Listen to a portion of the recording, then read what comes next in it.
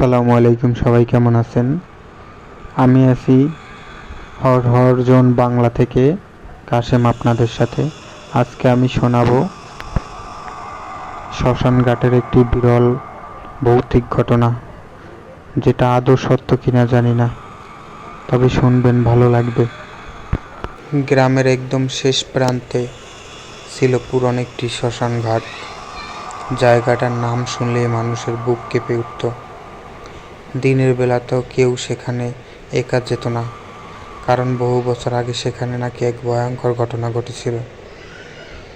বর্ষার এক অন্ধকার রাত, চারিদিকে শুধু ঝড় আর বৃষ্টির শব্দ। গ্রামের কয়েকজন লোক একটি মরা দেহ দাহ করতে শ্মশান ঘাটে গিয়েছিল, কিন্তু হঠাৎ প্রচণ্ড ঝড় শুরু হলেন। সবাই ভয়ে দ্রুত কাজ শেষ করে চলে আসে। শুধু একজন লোক, নাম তার রফিক, একটু পিছনে পড়ে যায়।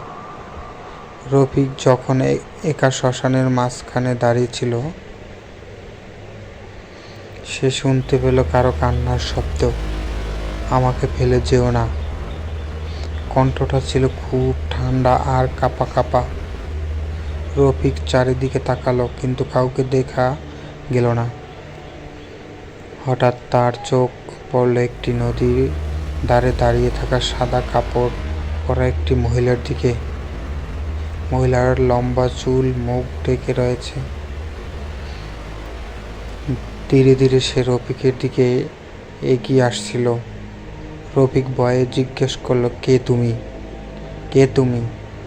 মহিলাটি কোনো উত্তর দিল না, শুধু আরো কাছে আসতে লাগলো।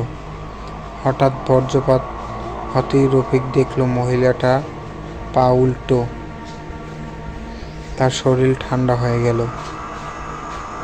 ভয়েতে সে দৌড় দিতে শুরু করলো, কিন্তু যখনই দৌড়ায় মনে হচ্ছিল কেউ তার পিছন পিছন হাঁটছে। টুপ টুপ করে বেচা মাটিতে কারো পায়ের শব্দ। রফিক পিছনে তাকাতেই দেখলো সেই মহিলাটা ঠিক তার পেছনে দাঁড়িয়ে।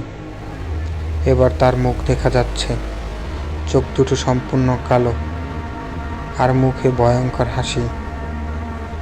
মহিলাটি ফিসফিস করে বলল, আজ এত বছর পর একজন সঙ্গী পেলাম। এরপর পুরো শ্মশানঘাট কাঁপিয়ে এক ভয়ানক চিৎকার শোনা গেল। পরদিন সকালে গ্রামের লোকেরা শ্মশানঘাটে গিয়ে শুধু রফিকের জুতো পেল, কিন্তু রফিকের আর কোনো পাত্তাও পাওয়া যায়নি।